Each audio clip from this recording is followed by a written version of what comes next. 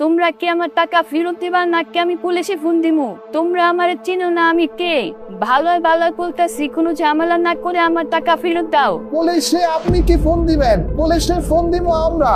আপনি 1 মাস আগে জামা কিনছেন আর এতদিন পর এসে জামা ফেরত দিয়ে টাকা নিতে চান? মেয়েটি যখনই পুলিশের কথা শুনে সে তার ব্যাগ থেকে জামা বের করে সেই জামাতে আগুন ধরিয়ে দেয়। যখন বাকিরা সেই জামা পুড়তে দেখে তারা পা দিয়ে সেটি নিভিয়ে ফেলে। এই আপনি এগুলা কি করতেছেন? এইখানে কত জামা কাপড় আছে, আপনার খেয়াল আছে?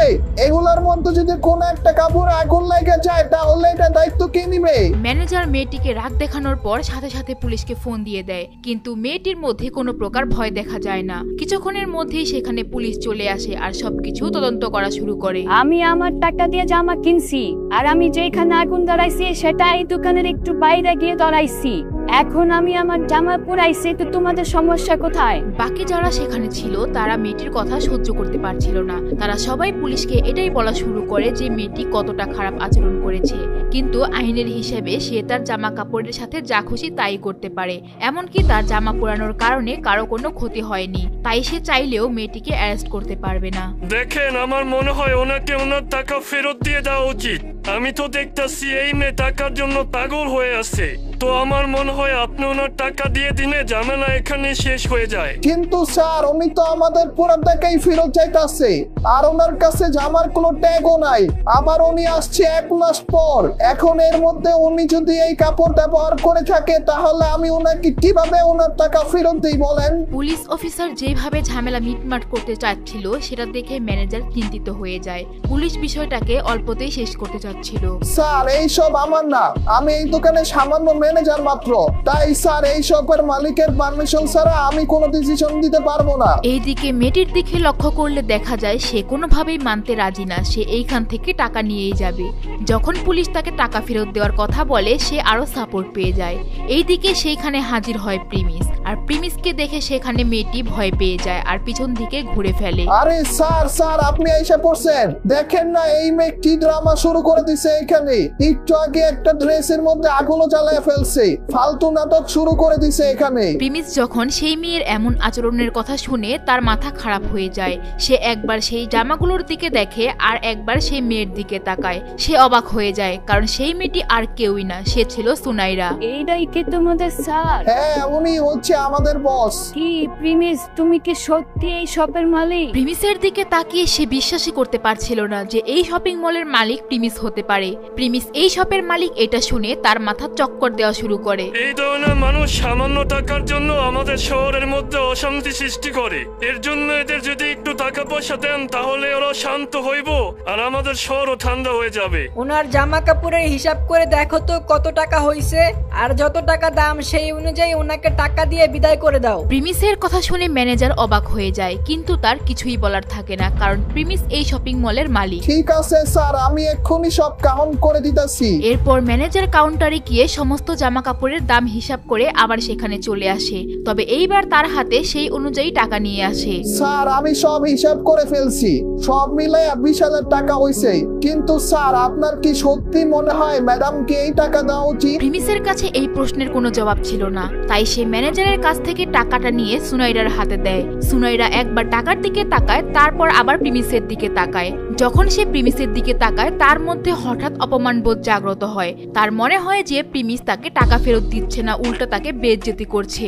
এইটা ভেবে সে সাথে সাথে টাকাটা প্রিমিসের মুখে ছুঁড়ে মারে। ফকিরের বাচ্চা, তুই এটা আমাকে এর জন্য দিতাছ তাই না, যাতে সবার সামনে আমার ইজ্জত খারাপ করতে পারস? তোর কাছে যা আছে তুই এটা ডিজার্ভ করস না। হইতে পারে তোর কাছে এখন অনেক টাকা আছে, কিন্তু তুই আমার কাছে এখনো রাস্তার ভিখারি। সুনাইরা প্রিমিসের উপর চিল্লানো শুরু করে। ম্যানেজার এর মাঝে আসতে চাইলে প্রিমিস বাধা দেয়। আশেপাশের সব মানুষই সুনাইরার উপর বিরক্ত হচ্ছিল। সুনাইরা এগুলো দেখে প্রিমিসের উপর আরো রেগে যায় এবং প্রিমিসের গায়ে একটা থাপ্পড় দিয়ে দেয়। আরে ভাই, এই মেয়ে কি পাগল নাকি? ওর মাথা মনে হয় পুরো নষ্ট হয়ে গেছে। স্যার আপনি চাইলে আপনার উপর হাত উঠানোর কারণে আমি ওনাকে গ্রেফতার করতে পারি। আপনি বললে আমি ওকে এক্ষুনি অ্যারেস্ট করে থানায় নিয়ে যাব।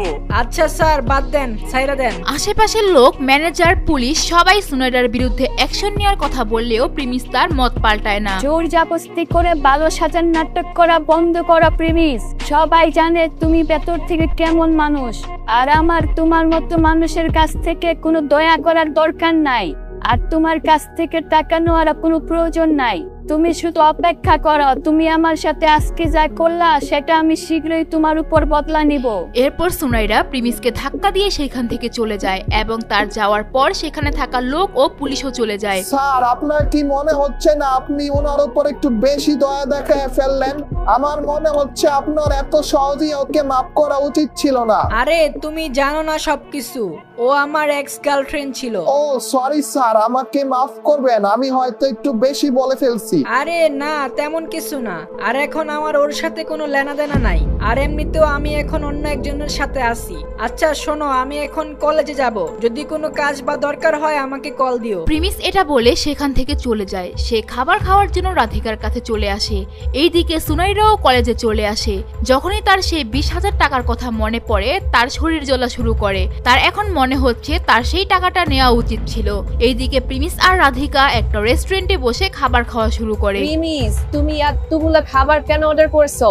রাধিকা, আজকে তোমাকে অনেক বেশি সুন্দর লাগতেছে। রাধিকা প্রিমিসের প্রশংসা শুনে লজ্জা পায়। সে বুঝতে পারছে না সে এখন কি বলবে। এইদিকে প্রিমিস শুধু রাধিকার দিকে তাকিয়ে আছে। প্রিমিস, তুমি শুধু মজা করো, খালি বেশি বেশি বলো। আরে মজা করতেছি না, সত্যি বলতেছি। রাধিকা মনে করে প্রিমিস তাকে খুশি করার জন্য করছে। এইদিকে কাহিনী একদম উল্টা হয়ে যায়। রাধিকার মন উদাস হয়ে যায় এবং বাইরের দিকে ঘুরে তাকিয়ে থাকে, যেন মনে হচ্ছে তার মন খারাপ হয়ে গেল। রাধিকা, কি হইছে? কোনো কি সমস্যা? আমি কি কিছু ভুল বললাম? না, কিছু হয় নাই প্রিমিস। হে গাইস, আমাদের ভিডিও এখনই শুরু হবে। এর আগে গাইস আপনাদের কাছে একটা জিনিস জানতে চাই, সেটা হচ্ছে বর্তমানে আমাদের গরিব থেকে কোটিপতি পার্ট যেটা চলতেছে, আমি দেখতেছি যে এটা অনেকেই এখন পছন্দ করতেছেন না, আবার অনেকে চাচ্ছেন যে এই পার্টটা কন্টিনিউ থাক। তো আমি আজকের ভিডিওতে আপনাদেরকে কমেন্ট করতে বলবো, আপনারা বলবেন যে আপনারা কি নতুন কন্টেন্ট চান নাকি এই ভিডিওগুলাই কন্টিনিউ করতে চান, সেটা অবশ্যই আজকে আমাকে কমেন্টে জানাবেন। আরে রাধিকা, বলো না কি হইছে? হঠাৎ তোমার মন খারাপ কেন? আরে না, কিছু না, তুমি খাবার খাও। রাধিকা তার নজর লুকিয়ে বলে। প্রিমিস বুঝতে পারছিল না হঠাৎ কি হলো রাধিকার, কেন সে হঠাৎ প্রশংসা শুনে মন খারাপ করে ফেললো। প্রিমিস এরপর কিছু জিজ্ঞেস করার আগেই রাধিকার চোখে পানি চলে আসে। প্রিমিস, আমার এখন আমার আম্মুর কথা অনেক বেশি মনে পড়তাছে।